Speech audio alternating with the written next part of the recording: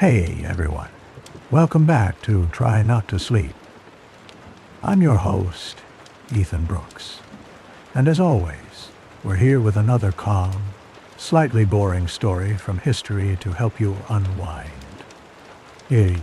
Tonight, we will be talking about the history's biggest cover-up, the 300 missing years from the calendar. Before we start, let me know in the comments, where are you watching from? And what time is it right now?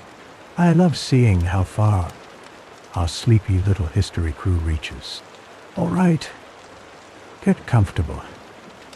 And let's see how far you make it before you fall asleep. The Dark Ages spans roughly from 500 to 1000 AD, following the fall of the Western Roman Empire in 476 AD. This period witnessed upheavals and transformations across Europe as many classical institutions collapsed.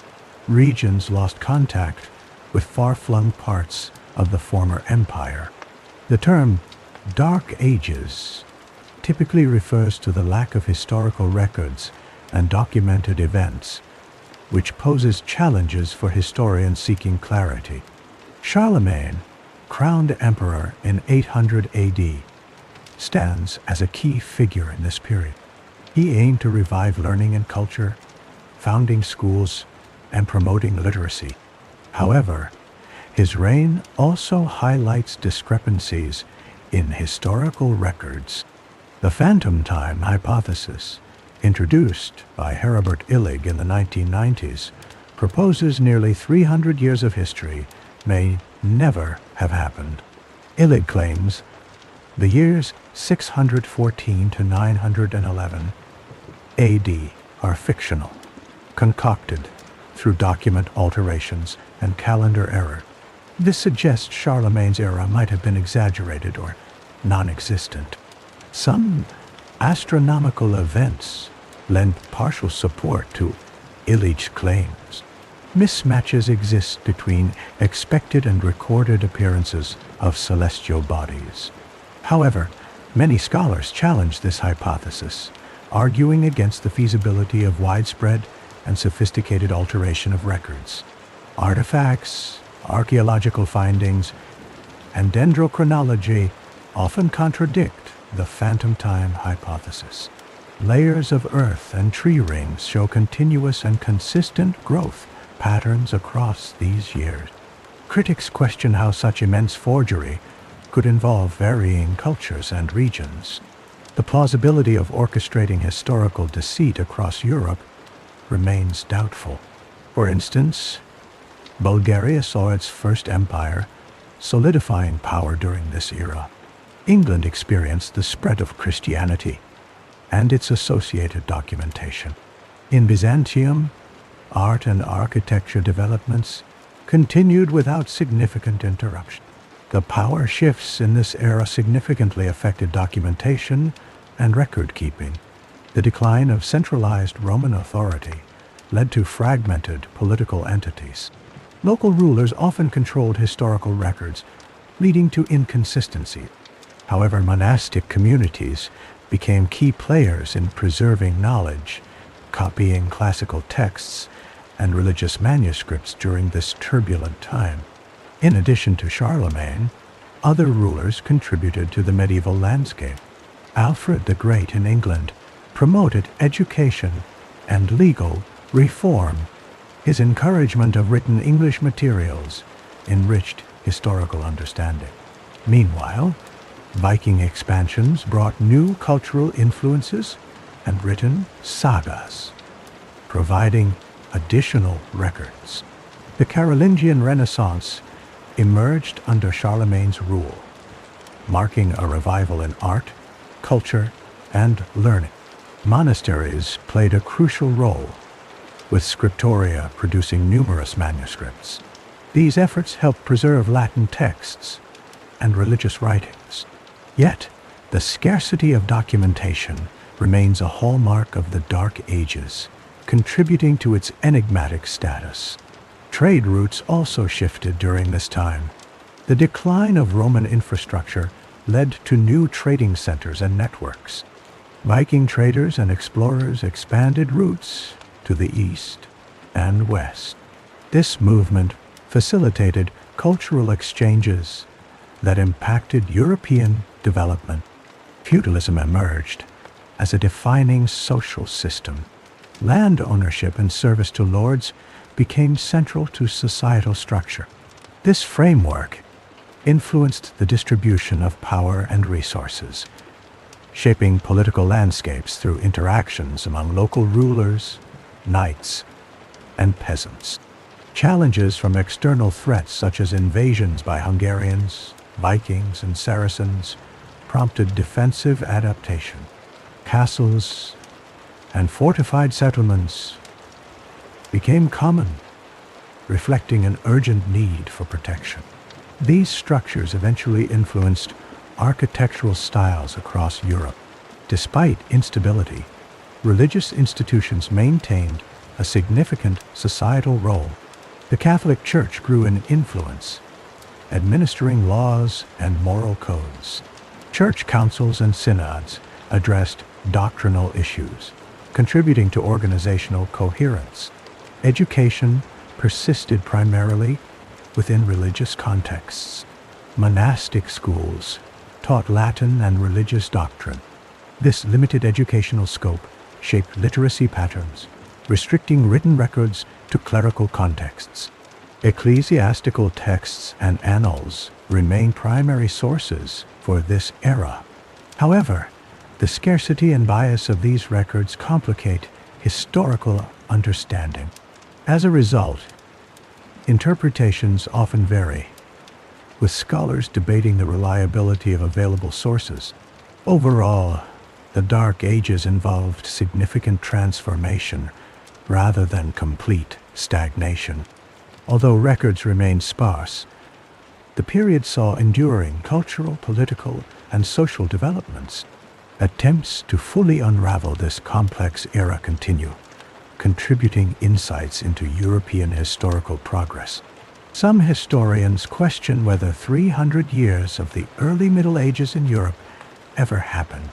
This period, often referred to as the Dark Ages, spans from about 614 to 911 AD. During this time, Europe saw significant changes. The fall of Rome left a power vacuum, leading to the rise and fall of small kingdoms. The Byzantine Empire in the east held remnants of Roman glory, while in Western Europe, the kingdom of the Franks expanded its influence. The Carolingian dynasty emerged, founded by Charles Martel. His grandson, Charlemagne, was crowned emperor in 800 AD. Charlemagne established institutions that became the foundation of medieval Europe. However, some claim that documents and calendars were altered to exaggerate these achievements. The phantom time hypothesis proposed by Herbert Illig suggests 297 years were fabricated. This theory claims alterations occurred during the papacy of Sylvester II and the reign of Otto III. Illig argues they sought to place themselves closer to the mystical year God Dao. Evidence cited includes discrepancies in archaeological finds, where buildings and artifacts seem fewer than expected for this era. Illig notes gaps in dating methods and inconsistencies in written records. Calendar adjustments, such as the switch from the Julian to the Gregorian calendar in 1582 by Pope Gregory XIII, add complexity. Critics of the hypothesis demand precise explanations. Conventional chronology places events like the Viking raids and Islamic expansions firmly within these centuries. Proponents of the hypothesis ask why discrepancies persist if the official timeline is accurate.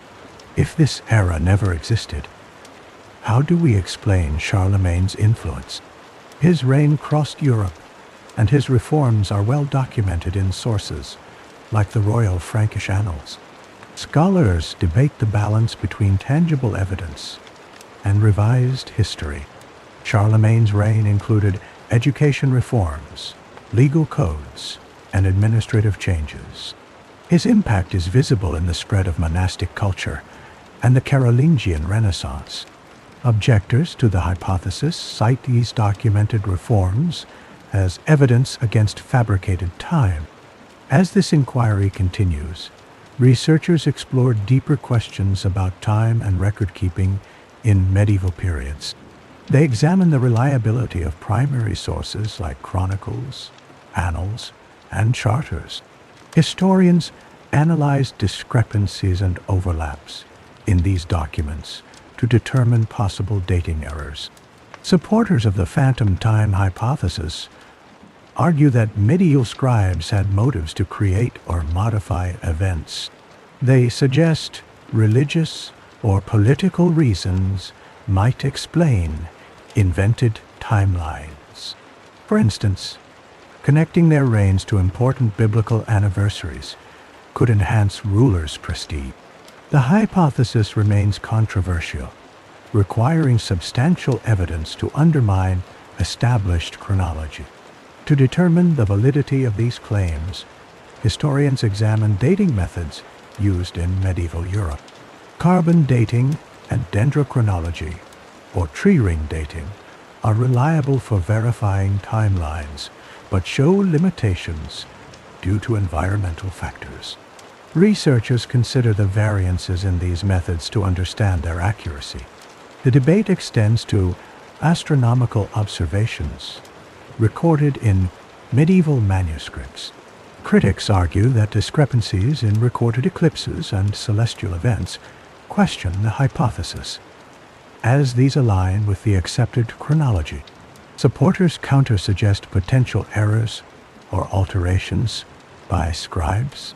The phantom time hypothesis challenges conventional understanding of the early Middle Ages, urging a re-evaluation of assumed historical narrative.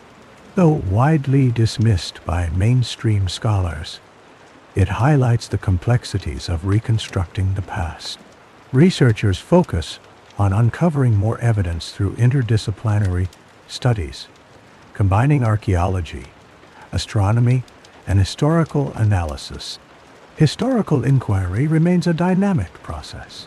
As new methods and technologies emerge, they could clarify or refute the hypothesis. Understanding this period involves piecing together fragmented records, seeking coherence in a historical tapestry woven across centuries. In the meantime, the influence of the Carolingians and other medieval figures remains significant. Their achievements, whether through actual deeds or exaggerated legends, continue to shape perceptions of the Middle Ages. This ongoing exploration into Europe's history reminds us that even established facts must withstand scrutiny. The investigation into these centuries encourages a fresh perspective on record-keeping, documentation, and the interpretation of historical evidence. The resonance of the early Middle Ages in cultural and academic discourse endures. As researchers delve deeper, the conversation about these mysterious centuries grows more nuanced and complex. The fall of the Roman Empire marked a pivotal shift in world history, setting the stage for the Middle Ages.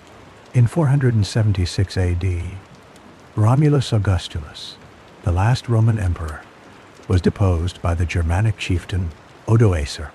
This event is often seen as the end of the Western Roman Empire, which had dominated Europe for centuries. The Roman Empire, at its height, covered vast territories across Europe, North Africa, and parts of Asia.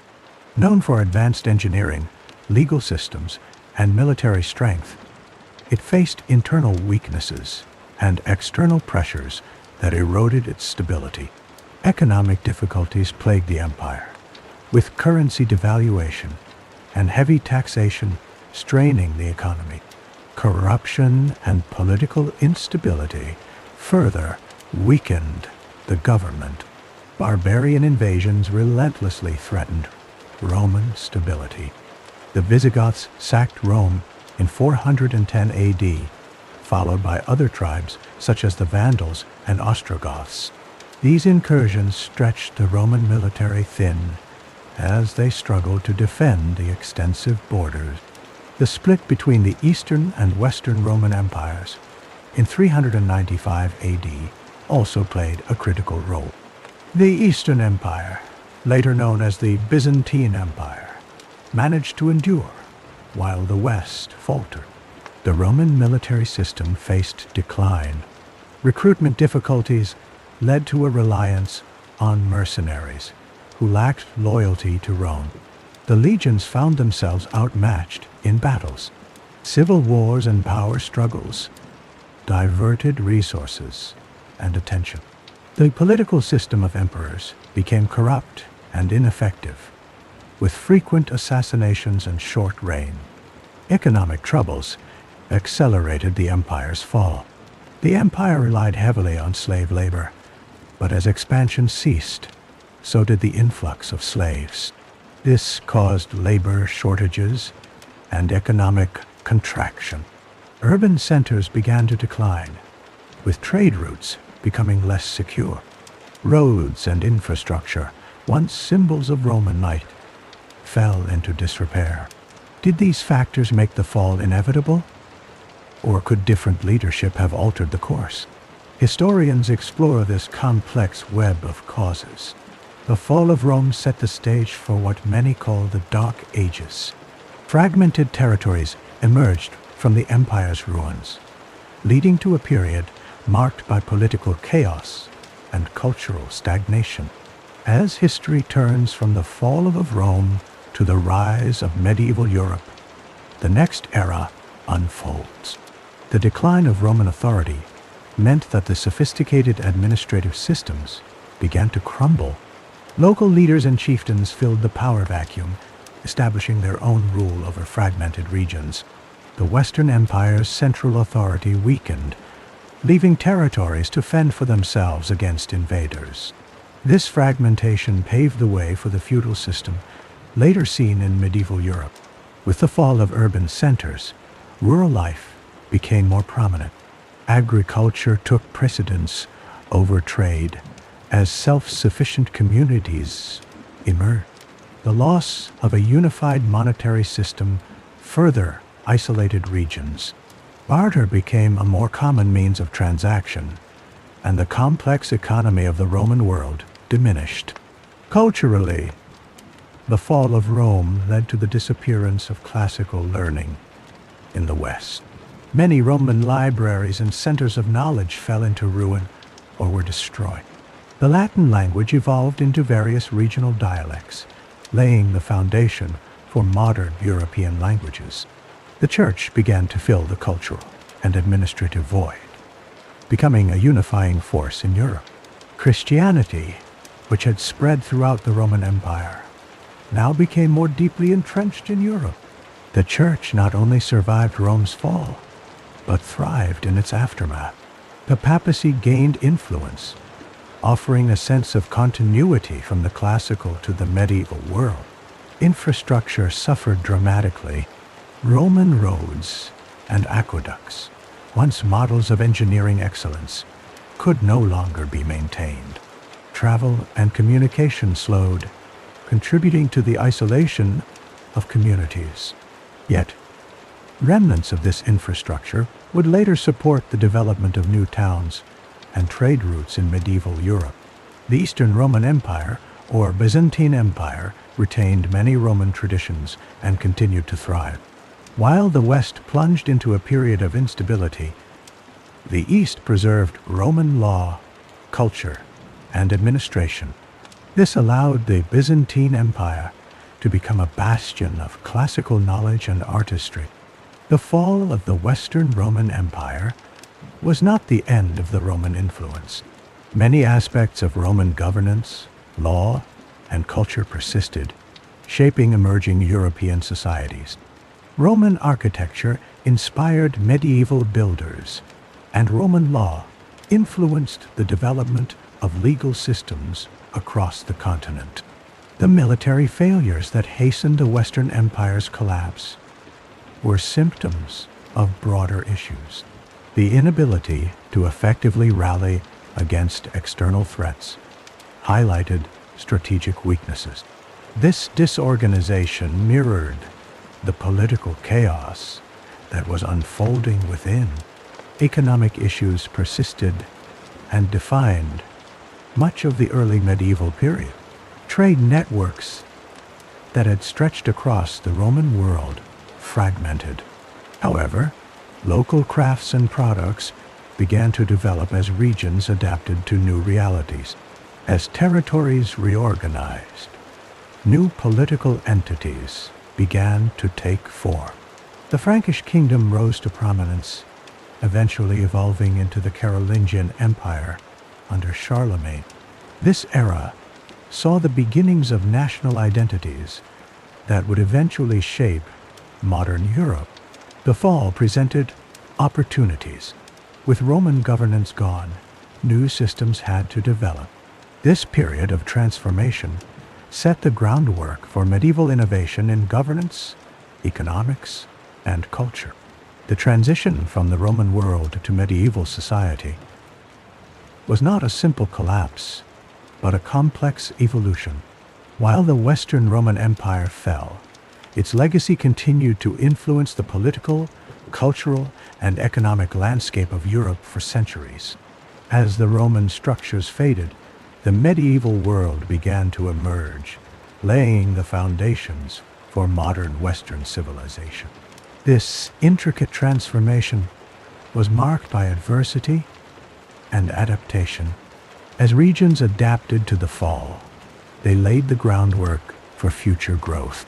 The seeds of change planted in this period would later bloom into recognizable features of the modern European landscape. In the waning years of the Roman Empire, Western Europe underwent profound change. From the 5th to the 8th centuries, the period often called the Dark Ages saw the rise of barbarian kingdoms. Goths, Franks, and Vandals carved new territories from Roman remnants. In 476 AD, Romulus Augustulus, the last Western Roman emperor, fell. His deposition marked a shift from Roman centralization to feudal decentralization. Power fragmented, and local lords gained influence, sowing the seeds for medieval governance. By the 7th century, the Merovingian dynasty controlled much of what is now France and Germany. They established a proto-feudal order based on land grants and loyalty. Monasteries played vital roles. Irish and Benedictine monks preserved Latin texts and spread Christian teachings. These centers of learning became crucial amidst widespread turmoil. Monasteries maintained agricultural practices and supported local economies, helping stabilize regions in transition. Trade routes adapted. With Roman roads in disrepair, new paths emerged. The Rhine and Danube rivers became essential for goods movement. Maritime trade continued in the Mediterranean. However, land travel grew risky, leading traders and travelers to rely more on local networks. Society organized around local agrarian communities. The manorial system developed, linking peasants to the land in exchange for protection. Political power localized and tied to land ownership rather than imperial structures. Old Roman cities decayed, though some survived as administrative centers.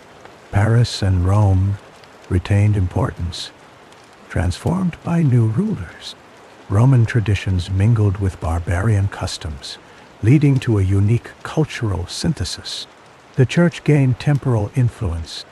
Bishops wielded authority in both spiritual and civic matters.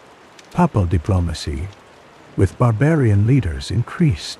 The church offered continuity, providing a unifying structure amidst political fragmentation. The transition to medieval society laid foundations for future growth. The Carolingian Renaissance later built on this groundwork. Europe's transformation was steered by evolving structures and renewed ambition. Charlemagne emerged as a key figure in this transformation. Crowned emperor in 800 AD, he expanded and consolidated territories, promoting learning and culture. Charlemagne's reign demonstrated the blending of Roman, Christian, and Germanic elements. His administration relied on local lords, reinforcing the feudal system. Yet, he also valued intellectual revival, sparking educational reforms and monastic scholarship. The Treaty of Verdun in 843 divided Charlemagne's empire among his grandsons, setting political boundaries that influenced Europe's future.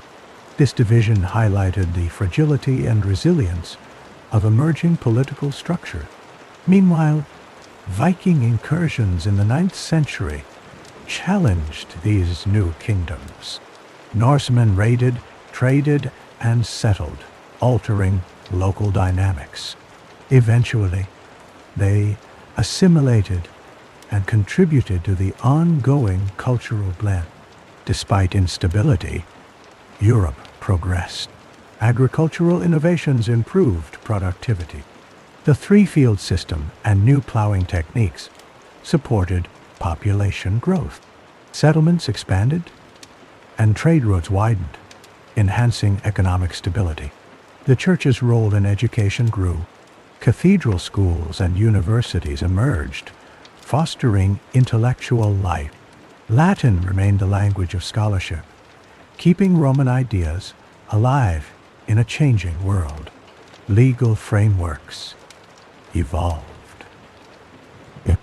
Codes, like the Salic law, reflected a blend of Roman and Germanic principles. These legal systems laid the groundwork for modern European law. Art and architecture mirrored society's transformations. Romanesque style emerged, characterized by solid, monumental forms.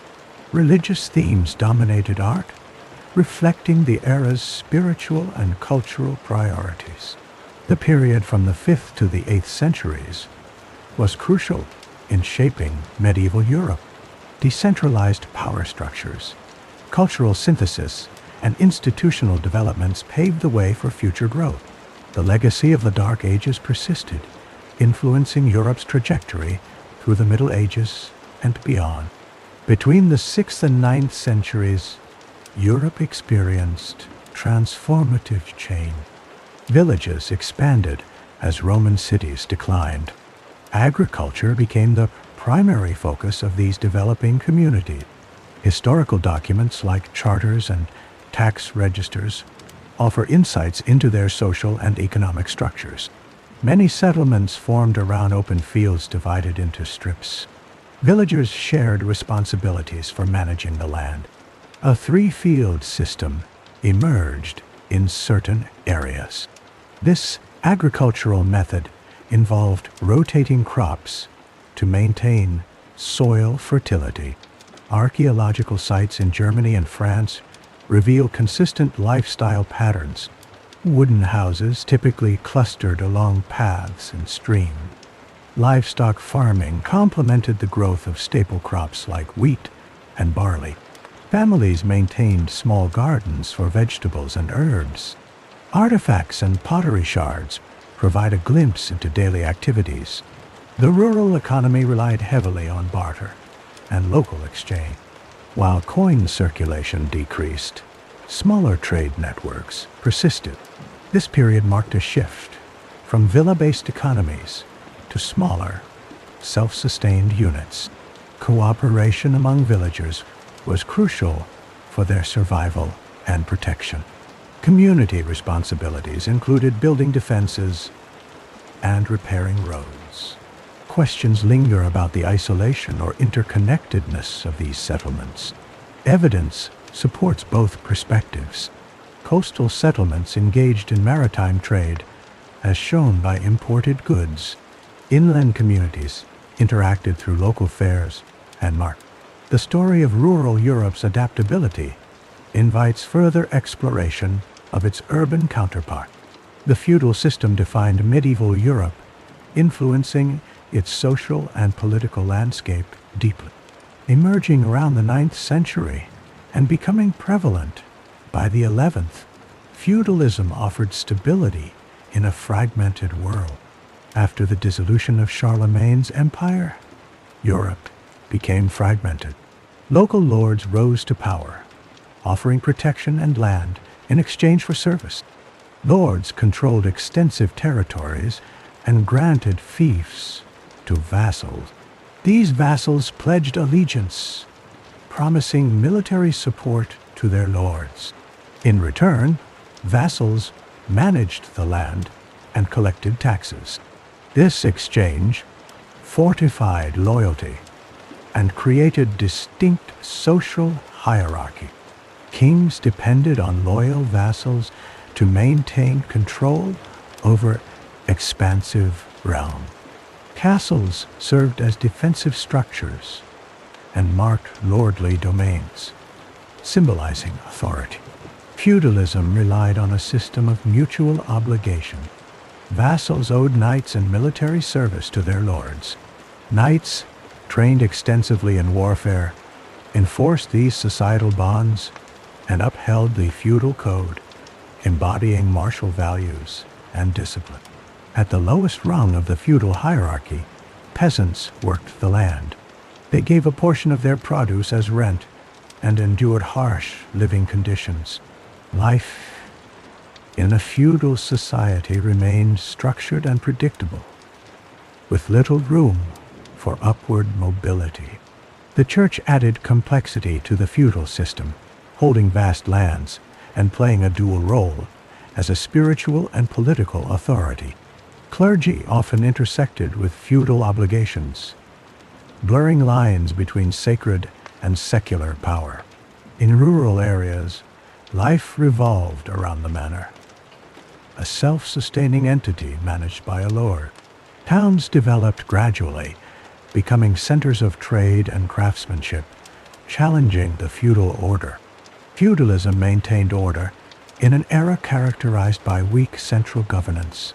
Its rigid structure provided security, but limited mobility for most individuals involved. Could such a system adapt to change? The rise of towns, trade, and stronger monarchies began to challenge feudal structures. New economic and political forces gradually reshaped the distribution of power, but the legacy of feudal relationships endured.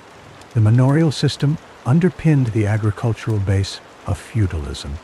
Manors were economic units that included the lord's residence and surrounding land. Peasants, often serfs, were legally tied to these lands. They worked fields in exchange for protection and a place to live. This arrangement gave the lord wealth and resources to uphold his status. The lord of the manor held authority over justice and law within his domain.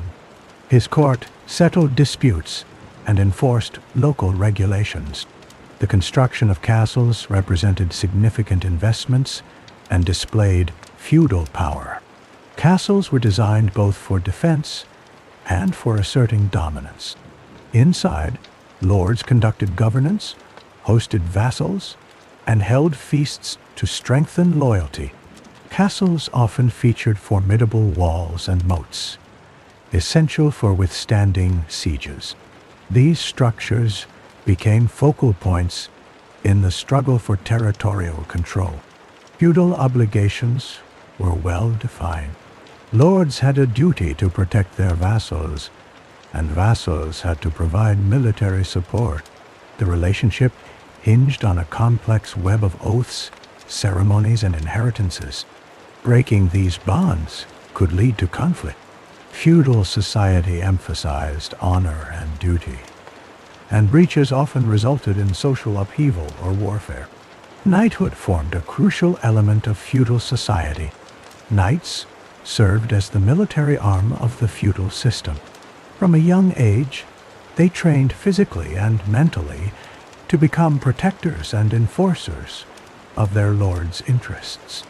The path to knighthood involved stages, beginning as a page and then squire, culminating in a knighting ceremony.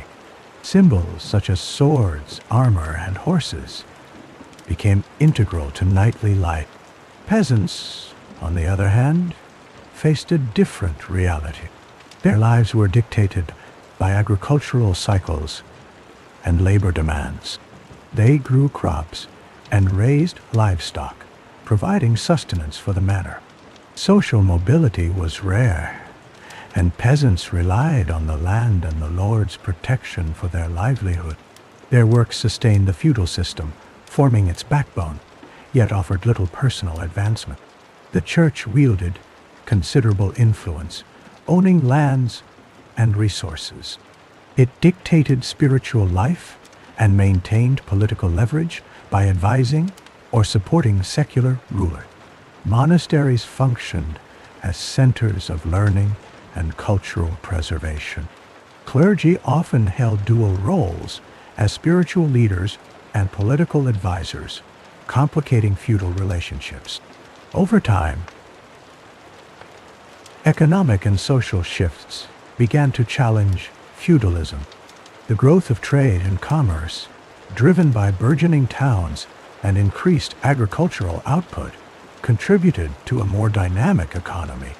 This economic vitality spurred the rise of a new class, merchants and tradespeople, who operated outside the traditional feudal hierarchy.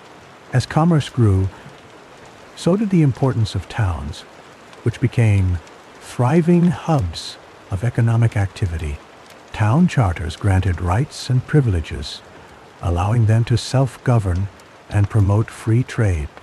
This development weakened the hold of feudal lords over regional economies, redistributing power. The emergence of stronger centralized monarchies further eroded feudal authority.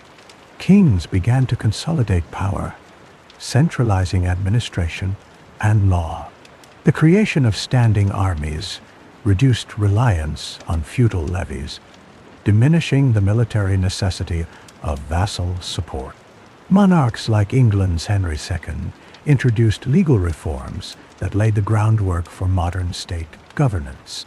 By the late Middle Ages, feudalism faced significant decline. The Black Death, which swept across Europe in the 14th century, decimated populations, altering labor dynamics and reducing the workforce. Labor shortages empowered peasants to demand better conditions and wages, pressuring the feudal structure. New ideas and philosophies in the later medieval period also played a role. The rise of humanism and the Renaissance encouraged individualism and questioned traditional authority. These cultural shifts, combined with economic and political changes, signaled the transformation from feudalism to emerging modern states. As societies evolved, the feudal framework waned, paving the way for the next chapter in history. The transition was gradual, leaving a legacy of social and political influences. Feudalism's intricate web of relationships and obligations had shaped Europe, but its time was ending, allowing new systems to arise. Between 500 and 800 AD, European societies transitioned from Roman legacies to emerging medieval structures. Small communities formed the foundation of survival. Agriculture dominated work. Peasants tended fields and herded animals. Food supply dictated rhythm and stability. Villages emerged as physical and social hubs. Timber and stone built homes, and central hearths provided warmth. Families faced harsh realities. Struggles for food were constant, relying on crop cycles and weather. Failure meant hunger or relocation. Bartering dominated economics, exchanging goods without currency, limiting market reach but fostering local ties. Religion threaded through life. Monasteries preserved knowledge and served as spiritual and educational centers.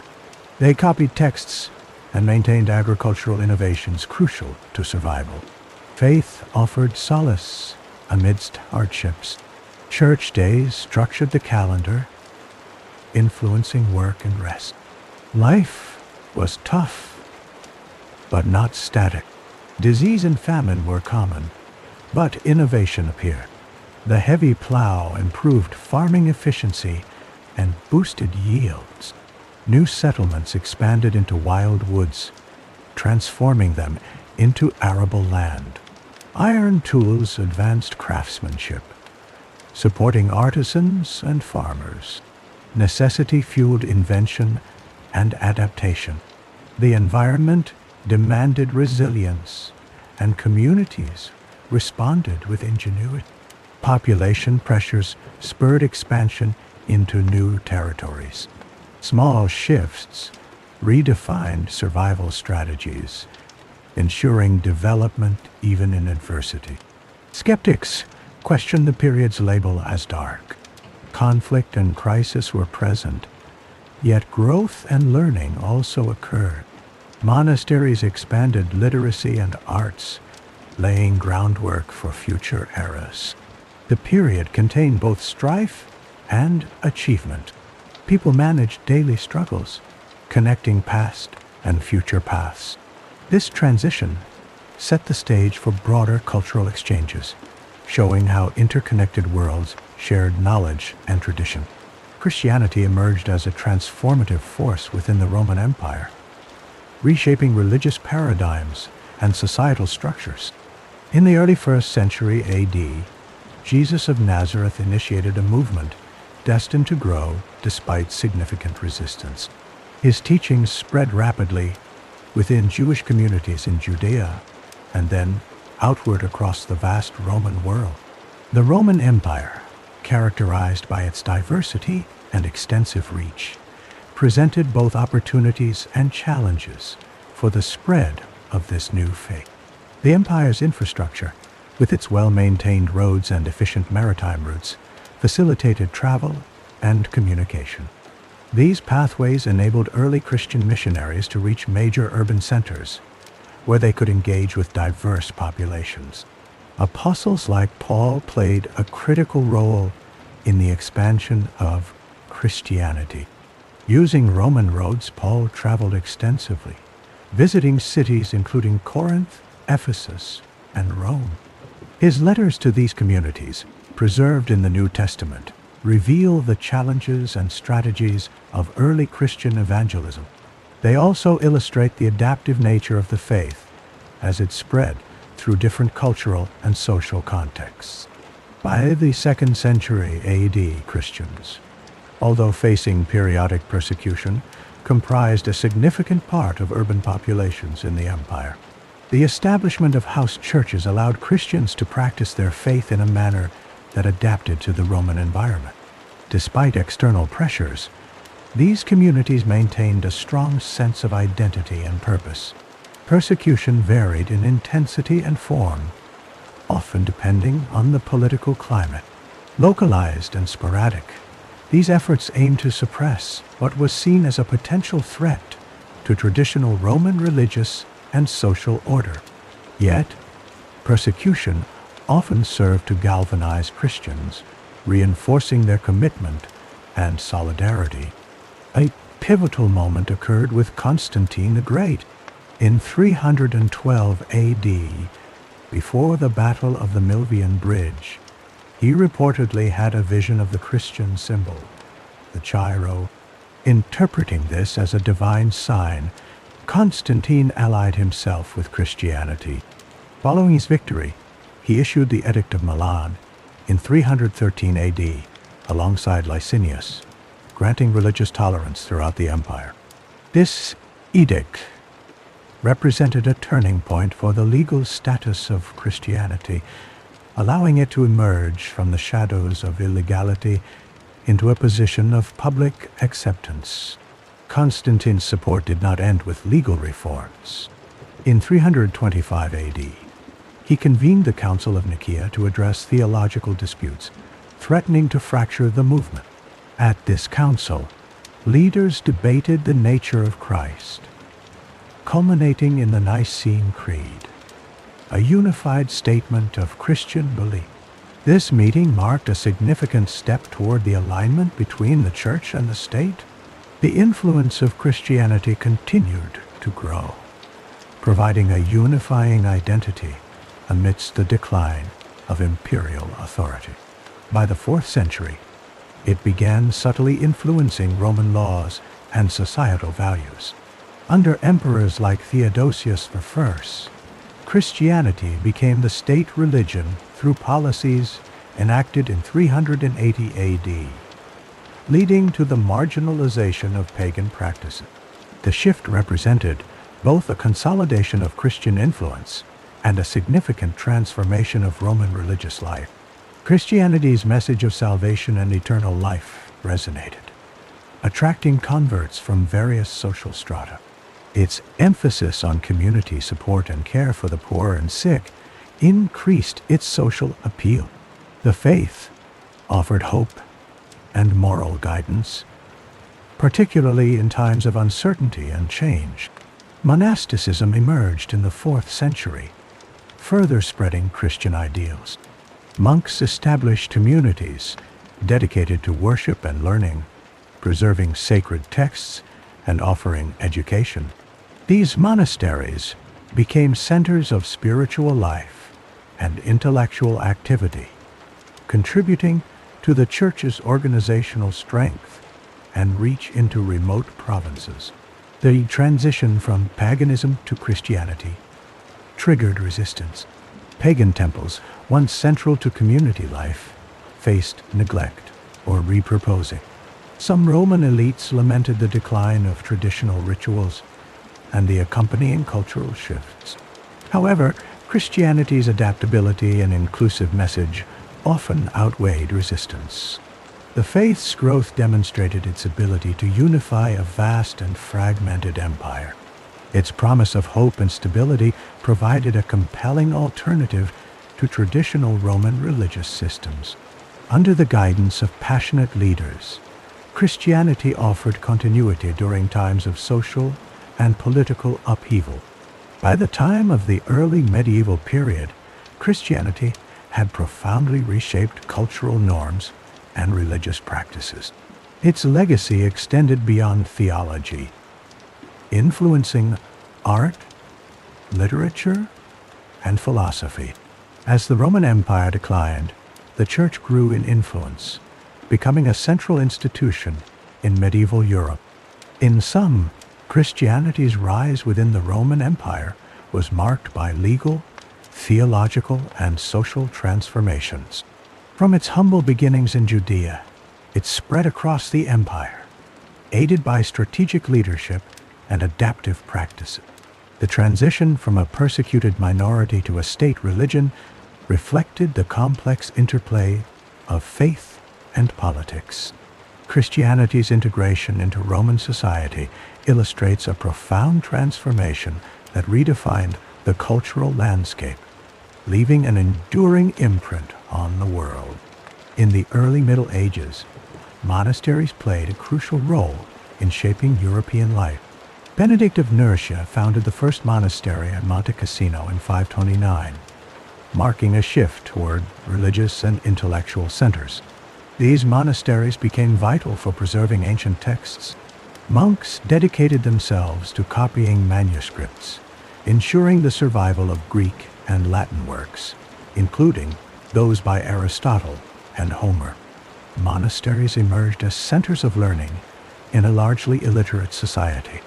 The scriptoria housed scribes who preserved not only religious texts, but broader cultural knowledge. Their efforts provided a foundation for cultural continuity amidst societal upheaval. Monasteries managed extensive lands, producing food and participating in trade, which enabled self-sufficiency.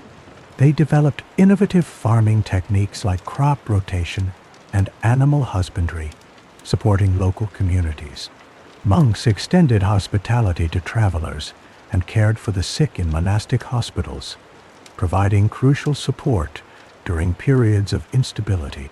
Far from isolated monasteries interacted with local populations and influenced daily life. The monastic focus remained primarily spiritual. Devotion manifested in liturgical practices and the development of Gregorian chant. Attributed to Pope Gregory I, these chants became integral to monastic tradition. The monastic model spread across Europe, reaching Ireland, England, France, and Germany. Each region adapted it to local needs. The Irish monastic tradition, for instance, emphasized learning, with Irish monks traveling widely and enhancing their influence. Despite challenges like Viking raids in the 8th and 9th centuries, including the attack on Lindisfarne in 793, monasteries showcased resilience. They rebuilt and maintained their mission, adapting defenses to safeguard knowledge. These challenges did not significantly hinder monastic influence. Instead, they emphasized adaptability, ensuring continued importance. Monasteries fortified their defenses and preserved their collections, underscoring their resilience. As society evolved, monastic roles expanded to include diplomatic and advisory positions to kings. Their influence extended beyond religious domains. Charlemagne's court, for instance, valued monastic wisdom, which aided in shaping policies. Monasteries maintained a pivotal role throughout the centuries.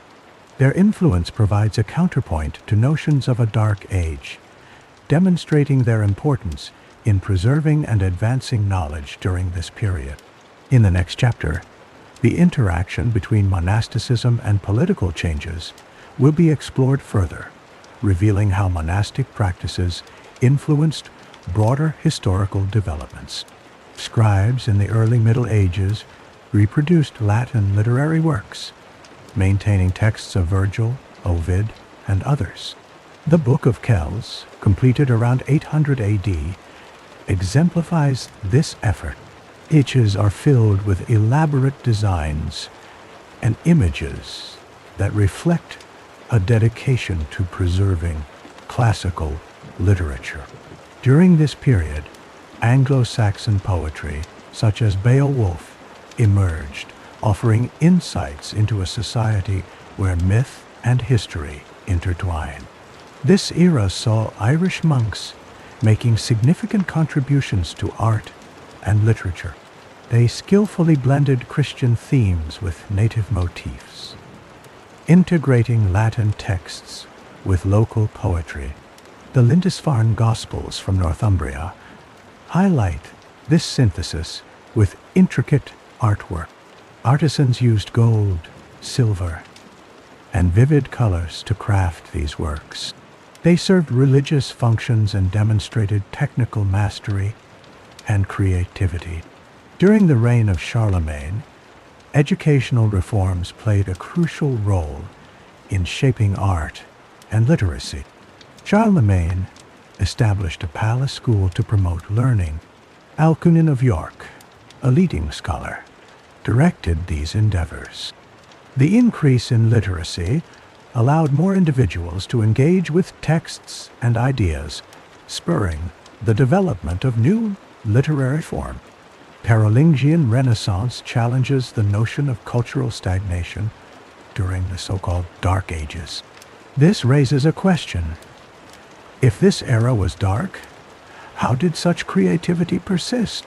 Art and literature from the period offer insights into its complexity. Next, consider how trade routes reshaped economies and connections in medieval Europe. The early medieval period, from approximately 500 to 800 CE, marked a time of fragmented governance across Europe. Following the fall of the Roman Empire in 476 CE, central power collapsed and regional rulers took control. Local leaders maintained authority through kinship and military prowess. In the British Isles, Anglo-Saxon kings exercised power through village assemblies, or moots, where community leaders made decisions. The Frankish kingdoms under the Merovingians utilized counts and bishops to serve the monarch. Despite decentralization, local governance systems functioned effectively. Charlemagne's reign, 768–814 CE, sought to organize these regions further. He appointed missi dominici, royal agents tasked with overseeing local courts and enforcing kingly decrees. This initiative aimed to unify his broad territories. In Italy, the Lombards' rule allowed dukes to manage city-states with relative independence, maintaining order and justice. Viking incursions in 793 CE began altering governance in areas like England. Raids led to defensive alliances between local kings and earls. Iceland's Althing, established in 930 CE, became one of Europe's first legislative assemblies, with free men making decisions, showcasing diverse governance approaches. Local leaders sustained power through taxation and tributes. In Francia, the Capitulary of Quierzy, 877 CE, permitted counts to pass their offices hereditarily, solidifying local dynastic power. In the Byzantine Empire, a complex bureaucracy orchestrated regional control. Strategoi, or regional governors, had military and administrative authority, linking local operations with imperial needs. This effective local governance challenges the perception of a dark period, illustrating adaptability to internal and external pressures. The resilience of these systems highlights a sophisticated response to changing circumstances. Religious institutions further shaped governance. The Christian Church played a significant role in legitimizing authority. Monasteries acted as centers of learning and record-keeping, preserving classical knowledge.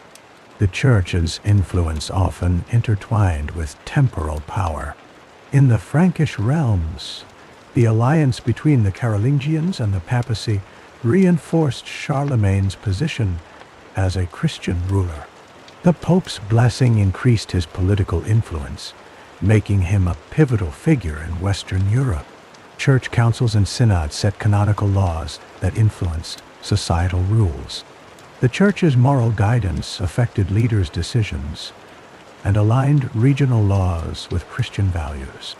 Monastic orders, such as the Benedictines, contributed to the social and economic fabric by engaging in agricultural practices and education. Islamic governance thrived concurrently with the Umayyad and Abbasid caliphates, creating structured systems of administration. In contrast to European fragmentation, the Islamic world exhibited centralized administrative efficiency.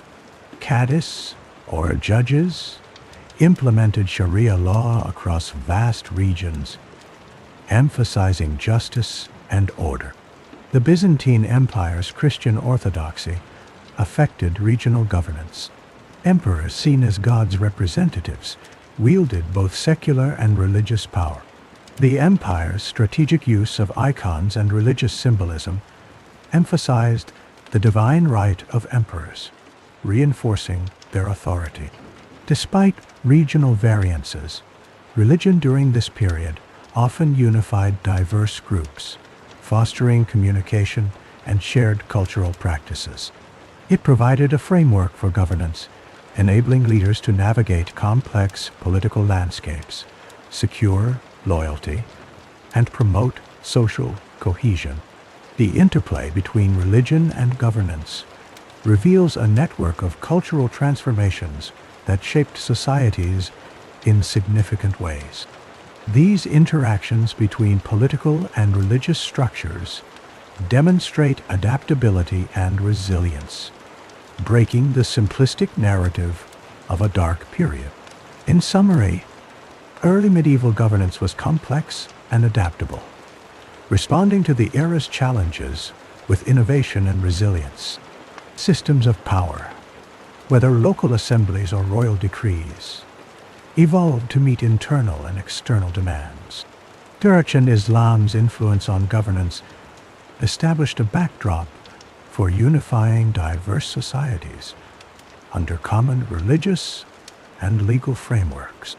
These developments underscore a period of transformation and adaptation rather than decline, showcasing a rich tapestry of governance that bridged ancient traditions and emerging medieval structures. The narrative of early medieval Europe reflects an era marked by dynamic shifts rather than mere stagnation, paving the way for the subsequent evolution of European states and societies. The so-called Dark Ages saw migrations and invasions that reshaped Europe. After the Western Roman Empire's fall in 476 AD, various tribes traversed the continent, causing shifts in power and culture. These movements influenced European development significantly. In 410 AD, the Visigoths, led by Alaric, sacked Rome. Alaric aimed to secure resources and territory for his people. This event marked a critical point as the Western Empire struggled to recover from such blows. The sack demonstrated Rome's vulnerability and the limitations of its power. Simultaneously, the Huns moved aggressively into Europe. Under Attila, they became a formidable force. By 452 AD, they reached the gates of Italy, posing a significant threat. Attila's sudden death led to the Huns retreating, relieving pressure on the region. The Vandals established a kingdom in North Africa after seizing Carthage in 439 AD. Their control over the Mediterranean disrupted Roman trade routes. They became known for their naval capabilities, which allowed them to sack Rome in 455 AD. This raid further eroded the semblance of stability that Rome attempted to maintain. As these tribes moved, the Franks expanded their territory under Clovis I. By 507 AD, they had managed to unify a large part of what is now France. Clovis's conversion to Christianity was a pivotal move. It aligned the Franks with the Roman Church, providing religious legitimacy and fostering alliances. Around the same time, the Ostrogoths, led by Theodoric the Great, took control of Italy in 493 AD. Theodoric endeavored to preserve Roman traditions, while also promoting Gothic culture. This balance created a brief period of peace and prosperity in the region. The Ostrogothic kingdom, however, faced its own challenges, with internal divisions weakening its cohesion. Despite their contributions, many barbarian kingdoms encountered internal strife and conflict. These tensions often undermined their stability. The shifting power dynamics laid the groundwork for the medieval states that would later emerge. The term Dark Ages has been debated by historians due to its implications. Many argue it inaccurately portrays the era as devoid of progress. Instead, the migrations and invasions during this time led to profound transformation. They forged new political and cultural landscapes essential for the development of medieval Europe. Amid these changes, the Byzantine Empire displayed resilience. While the West faced invasions, the Byzantine Empire managed to adapt. The eastern half of the Roman Empire sustained its identity, governing from Constantinople. This stability allowed it to influence regions far beyond its borders. Under Justinian I, the Byzantine Empire even attempted to reconquer parts of the lost Western Empire. In the 6th century, Justinian launched military campaigns into North Africa and Italy. His ambition led to temporary success in regaining territory. However, these efforts strained the empire's resources significantly. Meanwhile, a flourishing city of Constantinople became a center for trade and culture. It attracted scholars, traders, and artists from various regions. This influx contributed to a rich cultural and intellectual environment. The Byzantines preserved Roman law, art, and architecture, ensuring their legacy endured. Religious dynamics played a crucial role as well. The Byzantine Empire championed Orthodox Christianity, distinguishing itself from the Roman Church in the West. This difference eventually contributed to the East-West schism, a divide that would shape religious landscapes for centuries. Byzantium's ability to withstand external pressures was notable. It engaged in diplomacy and military defense to maintain its territories. Despite setbacks, the empire's adaptive strategies contributed to its longevity. This resilience contrasted with the instability in the Western territories. While the Byzantines preserved much of Rome's heritage, the West evolved differently. The fragmentation of power and culture resulted in new forms of governance. Various kings and lords exercised authority over their domains, paving the way for feudal system. Education and religious institutions helped retain knowledge amid the chaos. Monasteries often became centers of learning and preservation. They copied manuscripts and fostered religious studies.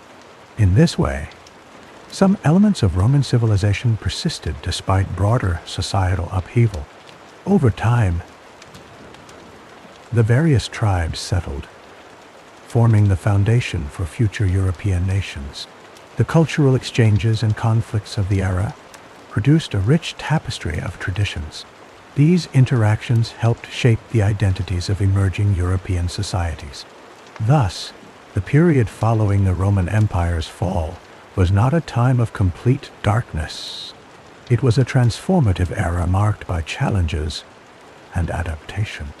The interplay between barbarian tribes and existing structures led to dynamic changes. The reshaping of Europe during these years laid crucial groundwork for the later medieval period. It set in motion processes that would define the continent's trajectory for centuries to come.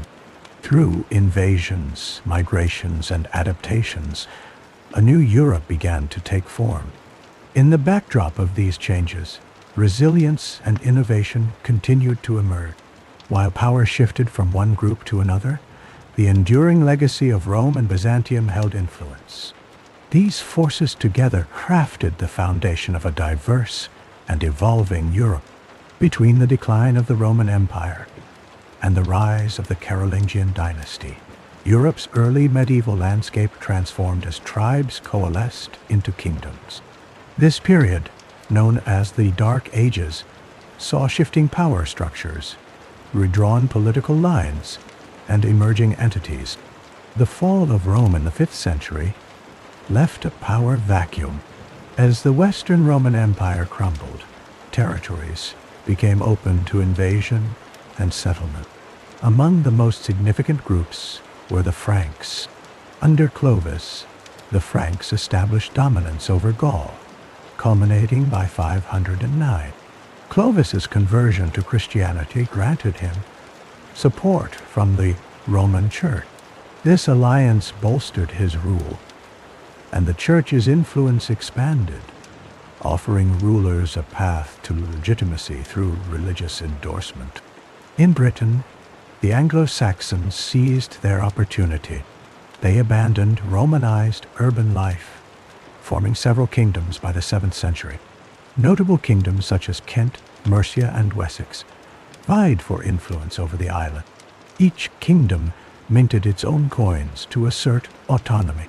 These efforts laid the groundwork for a future unified England. Meanwhile, the Visigoths and Ostrogoths followed different trajectories. The Visigoths, under King Euric, codified their laws in the late 5th century. This legal framework helped stabilize their rule on the Iberian Peninsula. In Italy, Theodoric the Great secured control over the Ostrogoths. He successfully blended Roman traditions with Gothic culture. His court drew scholars and engineers, preserving aspects of Roman administrative and cultural life. In 568, the Lombards moved into Italy, displacing much of the Byzantine influence. Although the Byzantine Empire retained a grip on southern Italy and parts of Spain, these shifts reshaped territorial disputes. This tug-of-war defined strategic positions and influenced future alliances and conflict. Smaller entities also emerged during this time. The Avars and Slavs integrated into the European political fabric, exerting regional influence. Though often overshadowed by larger powers, these groups contributed to political and social landscapes through their alliances and skirmishes. Could these diverse entities effectively govern their territories, or did perpetual conflict doom their efforts? Warfare was frequent, yet diplomatic marriages and treaties ensured fragile peace. These agreements facilitated trade, essential for economic stability and development. As the 8th century approached, a more centralized power structure began to emerge. Charlemagne stepped onto this stage with ambitions to unify Western Europe under the Carolingian banner. His reign marked a pivotal shift toward empire building. Charlemagne's efforts to consolidate power reflected a growing trend toward larger political structures. Political consolidation under Charlemagne didn't happen overnight. Prior to him, his grandfather, Charles Martel, laid groundwork by defeating Muslim armies at the Battle of Tours in 732. This victory not only halted Islamic expansion into Western Europe, but also strengthened the Frankish position. Charlemagne's father, Pepin the Short, further centralized power by deposing the Merovingian king in 751 with the church's blessing. He established the Carolingian dynasty and, in return, protected papal territories, solidifying the alliance between the Frankish rulers and the papacy. This set a precedent for a mutually beneficial relationship between secular and religious authority. Charlemagne's vision extended beyond military conquest. He initiated administrative reforms, insisting on written records and standardizing weights and measures, which increased the efficiency of governance. He relied on local nobility to enforce these reforms, encouraging loyalty through the grant of land. This system, while strengthening centralized control, depended heavily on the nobility's cooperation. Educational reform also featured prominently in Charlemagne's reign. He championed the Carolingian Renaissance, a revival of learning and culture. With Alcuin of York as his chief advisor, Charlemagne established scriptoria, encouraging the copying and dissemination of classical texts. This effort ensured the preservation of knowledge that might have otherwise been lost.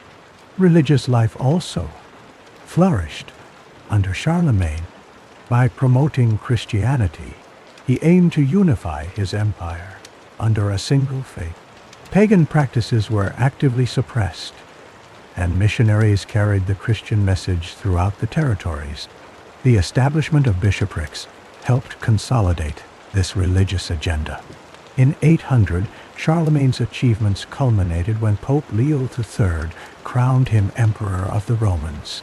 This act reinforced the notion of a revived Roman Empire in the West.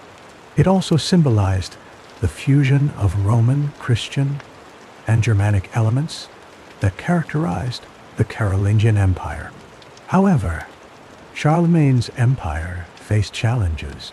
Internal dissent and external threats, such as Viking raids and Magyar invasions, tested the empire's stability. His successors struggled to maintain the unity he achieved. Upon his death, in 814, his son Louis the Pious inherited a vast but unwieldy empire. Governance proved difficult, and internal divisions weakened central authority. Continuous pressure from invaders necessitated defensive strategies. Fortifications were constructed, and local defenses improved as regional leaders took greater responsibility for protection.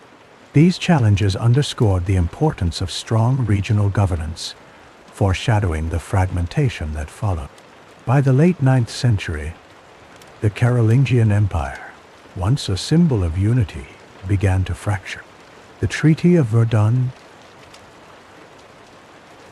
in 843 formalized this division, splitting the empire into 3 distinct realms. These entities evolved into the foundations of modern European states. In summary, the early medieval era transformed Europe from fragmented tribal societies into more structured kingdom. Through conflict, alliances, and reform, new power structures emerged, setting the stage for future developments and the eventual rise of centralized state. This period of transformation, while marked by turbulence, laid crucial groundwork for the continent's historical trajectory. Between the 8th and 11th centuries, Europe experienced significant agricultural innovations that transformed farming practices. Around 800 AD, the heavy plow emerged in northern Europe. Unlike the older scratch plow, this robust tool cut deeply into the earth and efficiently turned rich soil. It particularly enhanced crop yields in dense, clay-rich areas. This innovation enabled farmers to cultivate previously uncultivable lands, thus expanding agricultural output. Crop rotation was another crucial development of this era. By alternating crops, fields remained fertile for longer periods. The 3-field system, which left a third of the land fallow each year while rotating cereals and legumes, gained popularity. This system helped control pests and maintained essential soil nutrients, ensuring continuous production cycles and improving overall agricultural sustainability. Additionally, the introduction of the horse collar significantly advanced agricultural productivity. Traditional yoke harnesses used for horses constricted the animal's airways, limiting their efficiency. The new collar design redirected the pulling force through the horse's chest, allowing for more effective exertion. As a result, horses were able to plow faster than oxen, drastically reducing the time required for field work. As more farms adopted horses, agricultural productivity saw a marked increase. The proliferation of watermills further transformed agricultural productivity, particularly in grain processing. Monasteries and villages across Europe began using water wheels to drive milling machinery. This mechanization reduced the necessity for manual labor and allowed for the efficient processing of large quantities of grain. Local economies benefited as the time saved from milling operations freed up labor for other essential tasks and activities. Alongside these advancements, iron tools experienced significant improvement. Tools such as spades, scythes, and hoes became sturdier and sharper, which increased their efficiency. The stronger, more reliable tools reduced the labor and time required for basic agricultural tasks and empowered farmers to produce more sizable harvests. The cumulative effect of these innovations led to the expansion of smaller farms. With increased surplus produce, these farms integrated into broader trade networks, facilitating economic growth. Markets began to arise, connecting rural producers with urban centers. The surplus produced by farms could now support larger population centers and contributed to the development of towns and cities. These agricultural advancements laid the groundwork for societal shifts during the High Middle Ages. Further agricultural techniques and technologies continued to develop, building upon these foundational changes. Longer term, agriculture's evolution revealed broader transformations, shaping new economic and social landscapes in medieval Europe. These changes were instrumental in the gradual shift towards more complex and integrated societies. The improvements in agricultural productivity ultimately sustained population growth and increased urbanization, setting the stage for the developments that followed in the late medieval period. The transition period also saw agricultural practices contributing to shifts in land management and societal organization. As Europe evolved, these early innovations illustrated how technological progress in farming could drive wider historical transitions.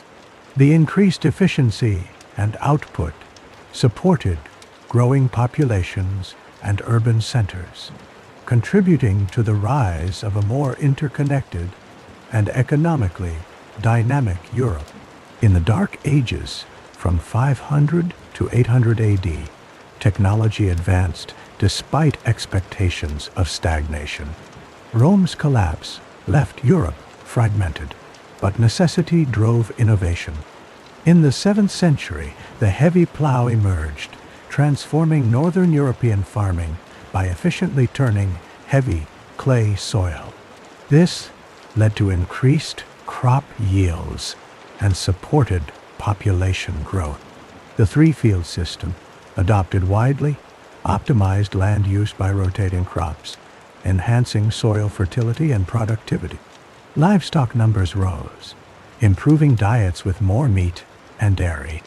Watermills began appearing frequently, efficiently milling grain and reducing reliance on manual labor.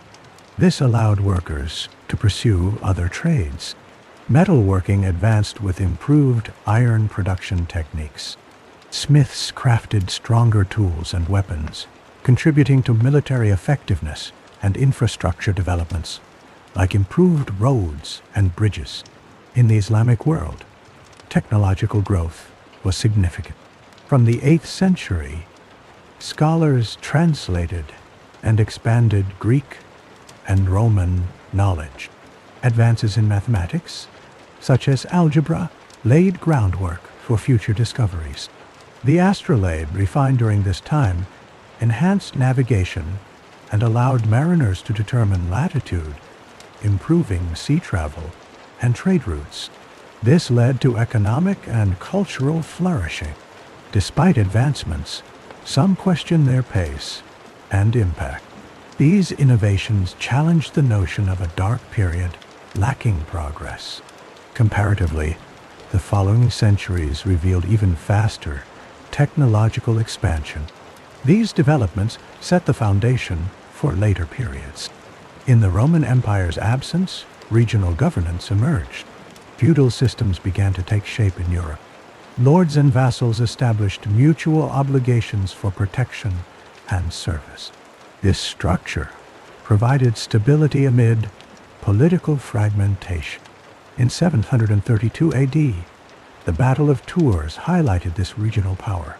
Frankish leader Charles Martel defeated invading Islamic forces. This victory prevented further Muslim expansion into Western Europe, solidifying Frankish influence. In the East, the Byzantine Empire preserved Roman governance element.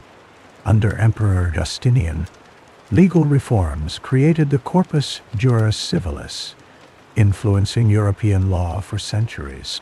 Byzantine engineers developed advanced fortifications, exemplified in Constantinople's walls, which repelled numerous sieges. Byzantine culture and religion spread through missionary work.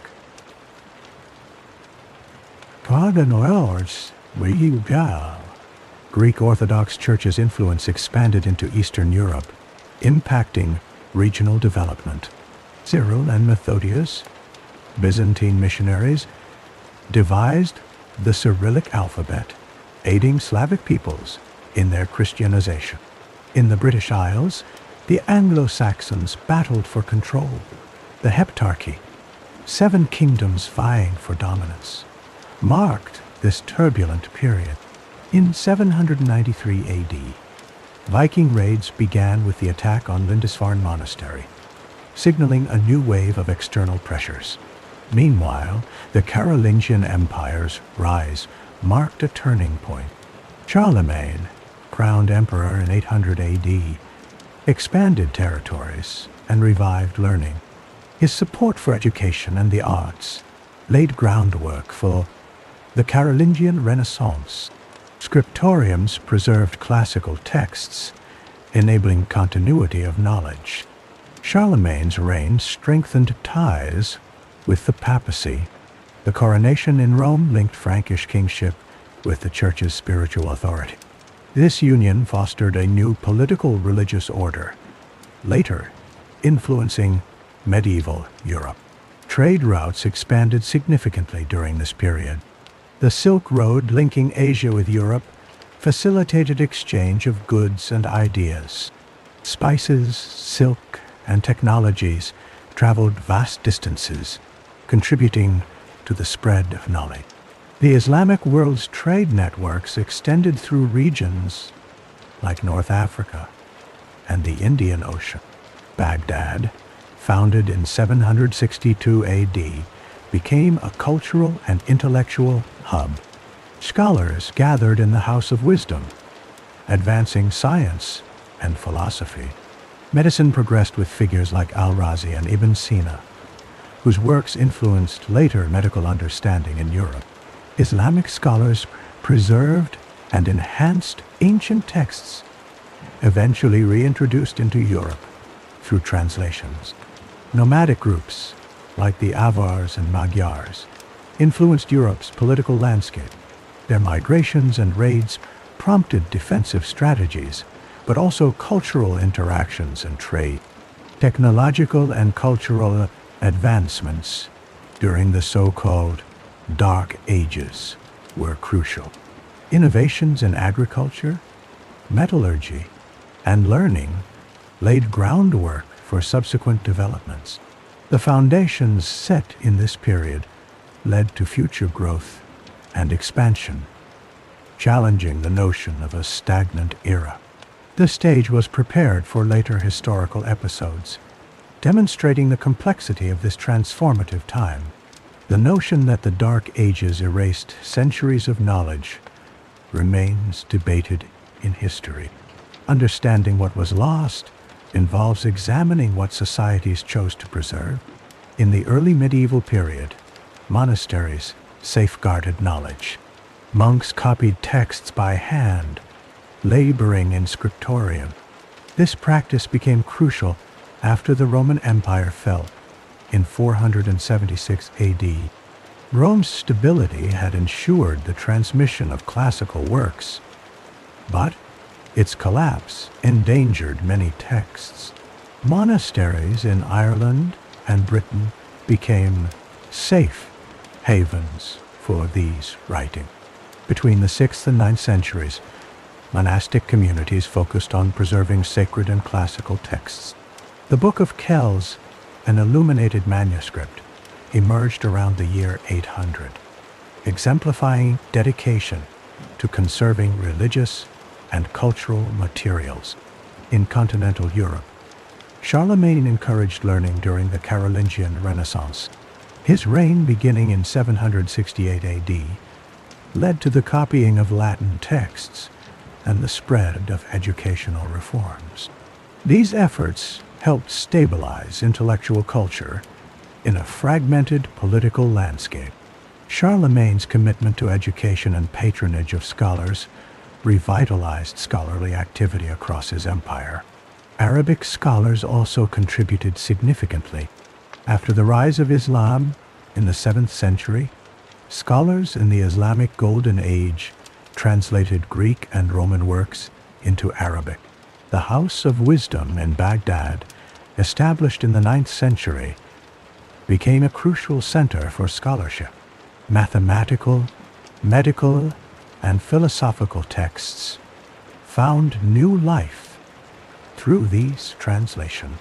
The works of Aristotle and other classical thinkers reached European and Middle Eastern scholars alike. This exchange of knowledge spurred innovations in science, mathematics, and philosophy.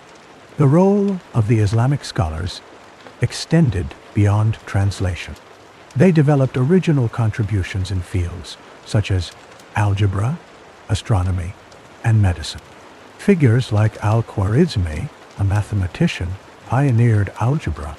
His work influenced future generations and laid the groundwork for modern mathematics.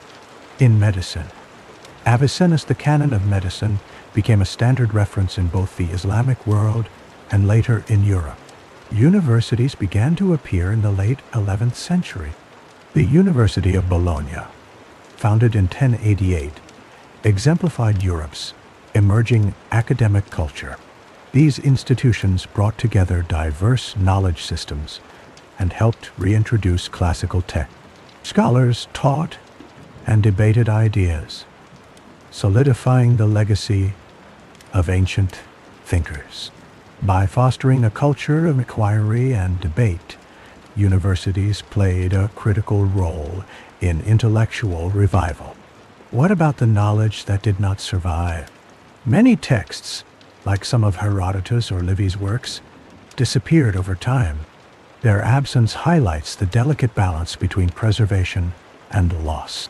Some works were lost to fires, wars, or neglect, while others vanished due to lack of copying. The fragile nature of manuscripts often contributed to their disappearance. Scholars today rely on surviving fragments and references to piece together these gaps.